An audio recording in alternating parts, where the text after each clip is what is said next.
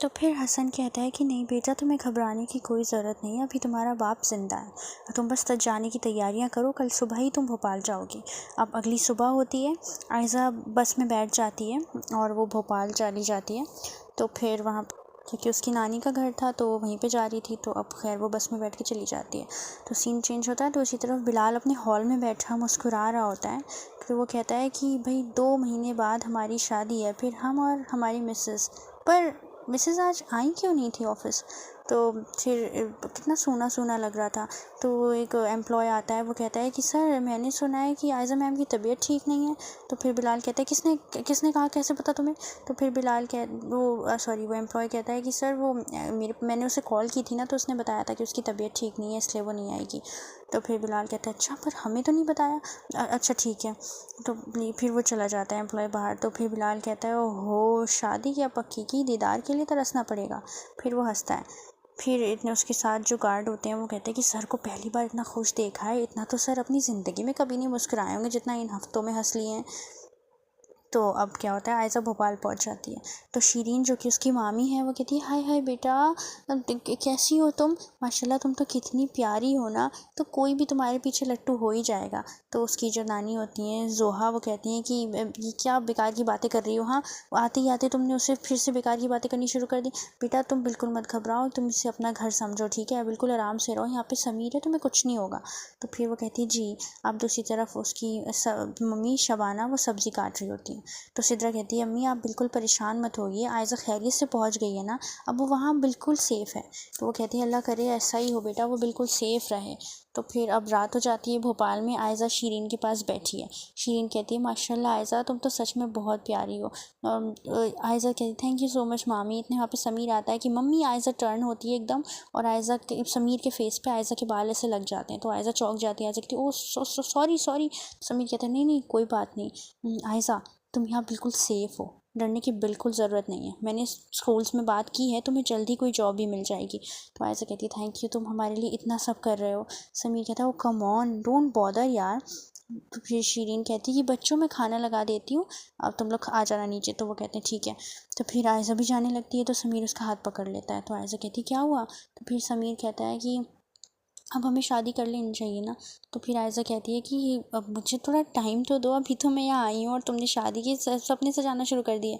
तो फिर समीर कहता है ऑफ कोर्स यहीं रहो ना यार, अब तो तुम्हें वहाँ यहाँ से जाना ही कहाँ है, अपनी रुखसती से पहले ही तुम अपने ससुराल आ गई, चलो अच्छी बात है। मैं तुम वैसे ही कह रहा था कि बस अब हमें शादी कर ही लेनी चाहिए। तो फिर आयज़ा कहती है हाँ हाँ ठीक है, अब हटूँ हाथ छोड़ो मेरा। अब अगली सुबह होती है, आयज़ा नमाज़ पढ़ रही होती है, तो समीर उसके रूम में आता है। आयज़ा, तो आयज़ा उठेगी, कहती है हाँ तुम, क्या हुआ इतनी सुबह। समीर कहता है एक्चुअली आज तुम्हें जॉब इंटरव्यू के लिए चलना है। तो आयज़ा कहती है अच्छा ठीक है। तो फिर वहाँ पे शीरीन आती है, दरवाज़ा क्योंकि अंदर से समीर ने बंद कर लिया था, तो वो दरवाज़ा खोलती है। वो कहती है कि दरवाज़ा अटक गया है समीर बेटे, हाय अल्लाह नाजुक सा बच्चा है हमारा, दरवाज़ा अटक गया तो खोल भी नहीं पाएगा। बेटे आप बिल्कुल भी मत डरिएगा, हम अभी आपके अब्बू को बुला कर लाते हैं, वो खोलेंगे दरवाजे को। तो फिर आयज़ा को हंसी आ जाती है, तो समीर जाके डोर खोलता है, कहता है अरे अम्मी दरवाज़ा मैंने ही बंद किया था। कहती अरे आपने खोल लिया। तो समीर कहता है मम्मी यार चलो ना। आयज़ा फिर हंसने लगती है। अब समीर अपनी बाइक पर बैठता है, हाँ वो कहता है आओ चलो बैठ जाओ। आयज़ा थोड़ा सा ऑकवर्ड होती है लेकिन फिर बैठ जाती है। समीर शीशा आयज़ा की तरफ सेट करता है और उसको देख रहा होता है, फिर एकदम से वो ब्रेक लगाता है और आयज़ा उसके ऊपर आ जाती है। आयज़ा कहती है हमें सब पता है कि तुम ये ब्रेक्स क्यों लगा रहे हो। समीर हंसने लगता है कि अरे नहीं भैया ऐसी कोई बात नहीं है, तुम गलत समझ रही हो मुझे। तो फिर आयज़ा कहती है अच्छा मैं गलत समझ रही हूँ, बचपन से जानती हूँ मैं तुम्हें, तुम्हारी रग रग से वाकिफ़ हूँ। तो फिर समीर कहता है अच्छा सॉरी, मजाक कर रहा था यार ऐसे ही, तुम इतनी सीरियस क्यों हो। तो फिर आयज़ा कहती है कि हमें डर लग रहा है कहीं बिलाल ने हमें ढूंढ लिया तो। फिर समीर कहता है कि बिलाल तुम्हारा कुछ नहीं बिगाड़ पाएगा, तुम मेरे पास हो, तुम बिल्कुल टेंशन मत लो। तो फिर वो लोग पहुंच जाते हैं। अब दूसरी तरफ बिलाल अपने ऑफिस में बैठा आता है, वो आयज़ा की ख्यालों में खोया हुआ है। तो फिर वो सोचता है कि आयज़ा की तबीयत ठीक नहीं है, वो आज भी नहीं आई, हमें उन्हें देखने जाना चाहिए, भाई आखिर होने वाली बीवी है वो हमारी। अब रात हो जाती है, आयज़ा अपनी नानी के पास सो रही होती है, उसे बिलाल का ख्याल आता है। तो आयज़ा कहती है कि जल्लाद कहीं का, कितना बदतमीज़ है, हमने उसे क्या समझा था और वो क्या निकला। हाँ। अब अगली सुबह होती है, आयज़ा फ़ोन पर बात कर रही है। उसकी अम्मी कहती हैं कि दिल को सुकून मिला बेटा ये सुन के कि तुम लोग खैरियत से हो, ठीक हो? तो फिर शबाना वो आयशा कहती कि अम्मी आप लोग ठीक है ना? तो कहती हाँ बेटा हम बिल्कुल ठीक हैं, तुम्हें वहाँ कोई परेशानी तो नहीं है ना? तो आयशा कहती नहीं अम्मी सब खैरियत से हैं, हम बिल्कुल ठीक हैं। अच्छा ठीक है अब हम रखते हैं, हाँ अल्लाह हाफ़िज़। तो कहती अल्लाह हाफ़िज़। इतने बेल बजती है तो उसकी छोटी बहन जो होती है शिफा वो गेट खोलती है। तो कहती आप? तो बिलाल कहता है अरे साली साहिबा कैसी हैं आप? अस्सलाम वालेकुम। वो हाथ उठाकर फिर से सलाम करता है।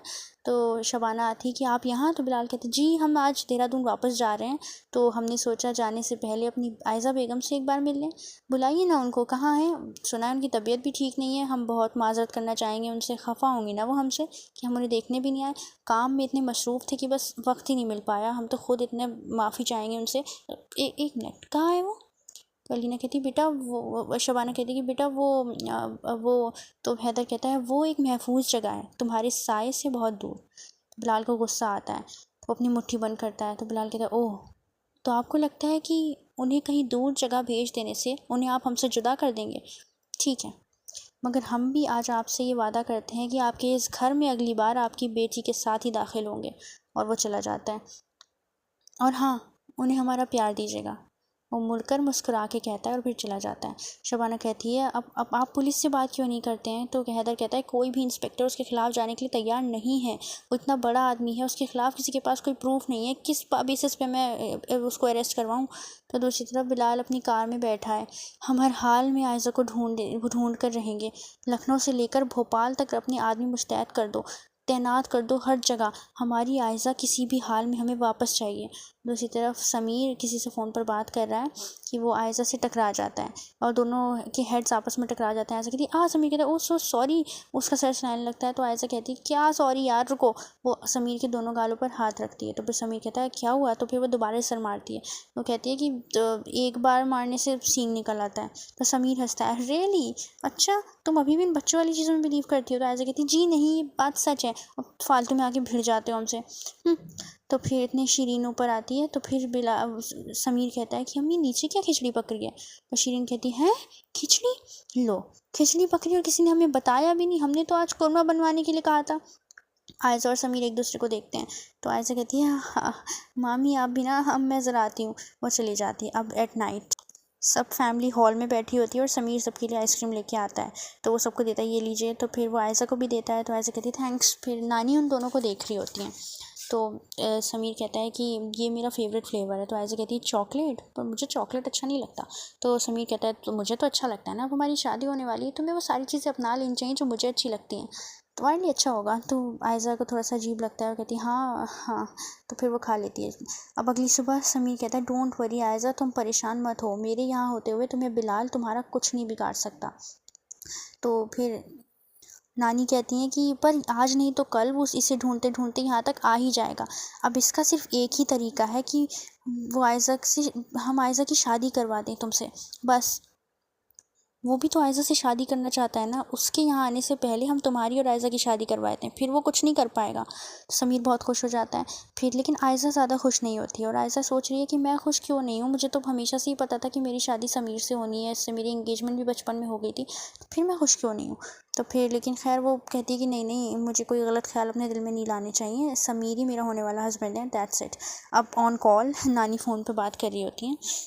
शबाना आंटी कहती हैं कि पर अम्मी अभी तो सिद्रा की शादी फंसी हुई है, ऐसे में आयज़ा की शादी, इतना तो हमारा बजट भी नहीं है। तो वही नानी कहती हैं कि अरे सिद्रा की शादी भी यहीं से कर लेना ना, क्या फ़र्क पड़ रहा है, और फिर लड़के का ददियाल पूरा यहीं भोपाल का ही तो है ना, और अभी तुम्हारी माँ ज़िंदा है, अपनी नातियों की शादी मैं करा सकती हूँ, बस तुम जल्दी जल्दी यहाँ आ जाओ।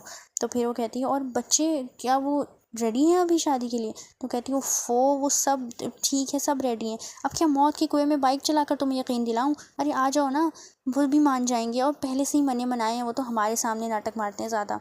अच्छा ज़रा दमाद साहब से मेरी बात तो करवाओ। शबाना कहती लीजिए ज़रा अम्मी आपसे बात करेंगी। अब दूसरी तरफ कमरे में वो शिफा कहती है वैसे समीर से बेटर तो बिलाल ही था, एटलीस्ट इतना रोब है उसमें, इतने स्टाइल है, क्या चलने का स्टाइल, बैठने का स्टाइल, बात करने का, मतलब बिल्कुल किसी हीरो जैसे कम नहीं है। देखा है कैसी स्माइल, और जो सलाम करते हैं ना वो झुक के, हाय कितने अट्रैक्टिव लगते हैं ना। तो सिद्रा कहती है चुप हो जाओ, अगर अम्मी ने सुन लिया ना तो खैर नहीं रहेगी हम दोनों की, बेवकूफ़ी की बातें कर रही हो। अगली सुबह होती सब लोग भोपाल पहुंच जाते हैं। अस्सलाम वालेकुम। वालेकुम अस्सलाम। शीन, हाय हाय, आप बेटी की शादी कर रही हो और हमें बताया भी नहीं तुमने। तो शबाना कहती है हाँ, अरे आप पता नहीं आपको कब अकल आएगी। फिर उनकी नानी कहती है हाँ हाँ ठीक है चलो बैठ जाओ, अभी अब नाश्ते का इंतज़ाम करवाओ। समीर आता है, अस्सलाम वालेकुम फुप्पो। आयज़ा उनके गले लगेगी, अस्सलाम वालेकुम मम्मी, कैसी हैं आप। सब लोग गले मिलेंगे कि ये बिल्कुल ठीक हो, तुम बताओ कैसी हो। हैदर कहता है बेटा तुम ठीक हो ना। तो आयज़ा कहती जी अब्बू हम खैरियत से हैं।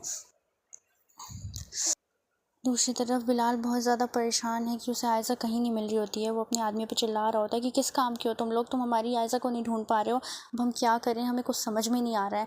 तो इतने उसके पास उसकी मॉम का कॉल आता है, तो वो फ़ोन उठाता है। वो बहुत रुआसी आवाज़ में बोलता है हेलो। तो उसकी माँ कहती है क्या हुआ बिलाल, क्या बात है, तुम कुछ परेशान लग रहे हो। तो बिलाल कहता है कि अम्मी आप जहाँ भी हैं आप यहाँ आ जाइए जल्दी, हमें नहीं पता आप कैसे भी आ जाइए देहरादून। तो कहती है कि पर हुआ क्या है बेटे, मुझे बताओ तो सही। तो फिर वो कहते हैं कि अम्मी हमसे हमारी मोहब्बत जुदा हो गई है, हम आपको पूरी बात बताएंगे, बस ये समझ लें कि आपकी बेटा बहुत परेशान है, बहुत मुसीबत में है। तो वो कहती है कि बेटा मैं जल्द से जल्द आने की कोशिश करती हूँ, पर एक काम करो, तुम जाओ जाकर अजमेर शरीफ पे दुआ करो अपनी मोहब्बत के लिए, बस तुम्हें देखना तुम्हें तुम्हारी मोहब्बत मिल जाएगी। और ये जो पूरा तुमने रायता फैला रखा है ना, इसके बारे में तो मुझे ज़रा बताना, मैं आती हूँ वहाँ। फिर बिलाल कहता है कि बिल्कुल ठीक है। तो फिर अब बिलाल कहता है कि चलो गाड़ी निकालो। वो कार में बैठ जाता है। बिलाल सोच रहा है कि या अल्लाह अब हमें हमारी ज़िंदगी लौटा दे, आयज़ा खैरियत से हो। दूसरी तरफ शिफा कहती है कि वैसे अप्पी आपकी शादी अगर बिलाल से होती तो क्या ग्रैंड शादी होती, नहीं इतना खूबसूरत है वो, गोरे चिट्टे बॉडी शॉडी। तो आयज़ा कहती है ऐसी बातें मत करो, वो हमारा दुश्मन है, हम बहुत नफ़रत करते हैं उनसे, घिन आती है हमें उनसे भाई, हम तो बस यही चाहते हैं कि उनसे दोबारा हमारी मुलाकात कभी भी ना हो। दूसरी तरफ बिलाल आयज़ा को ही याद कर रहा है और उसकी आंखों में आंसू हैं, तो वो अपने आंसू पोंछता है बार बार, लेकिन आंसू उसके कंटिन्यूसली निकल रहे हैं। उसका ड्राइवर ये चीज़ें नोटिस कर रहा होता है और वो सोचता है कि सर ने अपना क्या हाल बना लिया है, कैसे हो गए हैं सर तो इस तरह के कभी भी नहीं थे। तो बिलाल कहता है कि आपकी किस्मत हमारे ही साथ लिखी है, आपका हाथ सिर्फ हम थामेंगे और कोई नहीं। इतने ना दूसरी तरफ समीर आयज़ा को हाथ देता है, वो कार से उतरती है और वो लोग अजमेर शरीफ की दरगाह पे पहुंच जाते हैं। तो नानी कहती हैं कि भाई तुम्हारा रिश्ता शुरू करने से पहले मैं चाहती हूँ कि हम यहाँ मन्नत का धागा बांधें और दुआ करें कि तुम्हारी शादी खैर खैरियत से हो जाए, चलो भाई अंदर चलते हैं। अब वो लोग अंदर चल जाते हैं। अब बिलाल भी वहीं दरगाह पे पहुँचता है, वो अपने सर पे रुमाल बांधता है और फिर वहाँ दुआ करता है जाके कि या अल्लाह हमसे हमारी मोहब्बत दिला दे, मेरे परवरदिगार हम अपने आप को पूरी तरह बदल देंगे, बस एक बार हमें हमारी आयज़ा से मिलवा दे, कहाँ है वो, मेरे मौला हमें आयज़ा मिल जाए। और फिर आयज़ा दूसरी तरफ दुआ कर या अल्लाह हमारे हक़ में बेहतर फ़ैसला कर, जो हमारे लिए बेहतरीन है वो हमारे लिए कर। तो फिर आयज़ा दुआ कर रही होती है, तो शबाना कहती जाओ अब समीर उसके साथ जाए खड़ी हो, हम तुम तो इस चादर के नीचे तुम दोनों को ले लेते हैं, फिर इस चादर हमें चढ़ानी है। तो फिर समीर जाता है तो दुआ करने लगता है, इतने अचानक से समीर का फ़ोन बजता है, वो चला जाता है और बिलाल उसके बराबर आके दुआ करने लगता है। दोनों आँखें बंद करके दुआ कर रहे होते हैं, तो वो दोनों को चादर के नीचे ले लेते हैं। फिर आयज़ा दुआ करती है आमीन करके वहाँ से जाने लगती है, तो इतनी उसका दुपट्टा अटक जाता है कहीं। तो आयज़ा देखती है तो इतनी बिलाल का कॉल आती है और बिलाल फ़ोन उठा के दूसरी तरफ टर्न होकर फ़ोन पे बात करने लगता है। तो आयज़ा कहती है एक्सक्यूज़ मी, सुनिए। तो कहती है अरे ये क्या हुआ, कैसे फंस गया ये दुपट्टा। वो खींच कर निकालने लगती है, कहती है एक्सक्यूज़ मी, मगर बिलाल सुन नहीं रहा होता है, तो वो खींच के निकालती है और चली जाती है। तो बिलाल टर्न होता है जी, तो वो कहता है कहाँ गई, कौन थी। इतने उसका बॉडीगार्ड आता है, वो कहता है कि सर हमें पता चल गया है कि आयज़ा मैम कहाँ हैं। तो बिलाल कहता है कि अच्छा।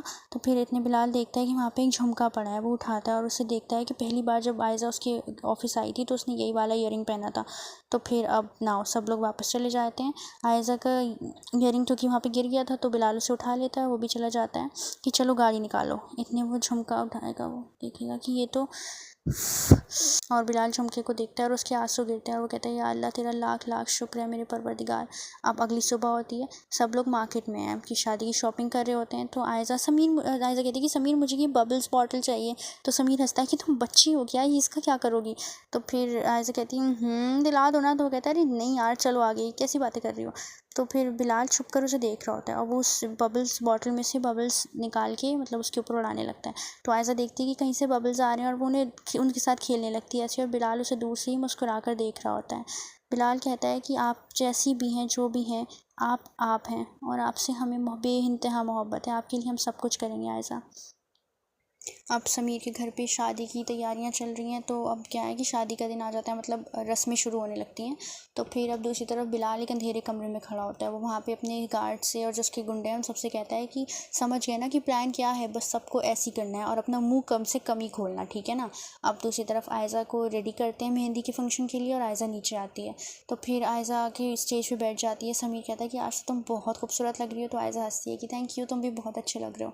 तो फिर आयज़ा की मेहंदी लगने लगती है। तो इतने वहाँ पे ढोल वाले आते हैं। तो फिर वो ढोल वाले जो है ना, वो उसमें बिलाल अपना भेस बदल के आया होता है। बिलाल उन्हें देख रहा होता है आयज़ा को, और उसे देखता रह जाता है। तो फिर समीर उसका हाथ पकड़ के लाता है कि चलो डांस करते हैं। उसे डांस करने के लिए लेके आता है। तो आयज़ा का पैर डिसबैलेंस हो जाता है और वो गिरती है। इतने फ़ौरन बिलाल उसे पकड़ लेता है। तो फिर आयज़ा सीधी होती है, आयज़ा कहती है थैंक यू। तो फिर बिलाल सर हिलाता है कि कोई बात नहीं।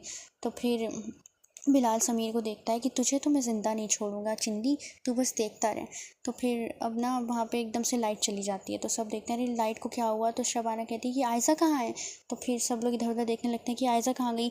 तो फिर एकदम से लाइट आती है और आयज़ा वहाँ पे नहीं होती है। और जितने भी वेटर्स वहाँ पे थे उन सब के हाथ में गन है और उन सब लोगों को उन वेटर्स ने गन पॉइंट पे ले रखा है। तो समीर कहता है कि ये सब क्या हो रहा है। तो फिर समीर लैंडलाइन उठाता है, लेकिन लैंडलाइन कटा हुआ है। तो फिर शबाना कहती है कि बिलाल, मुझे लगता है कि बिलाल आ गया है। और आयज़ा कहाँ है, आयज़ा को देखो, आयज़ा कहाँ है। तो फिर किसी को आयज़ा नहीं मिलती है।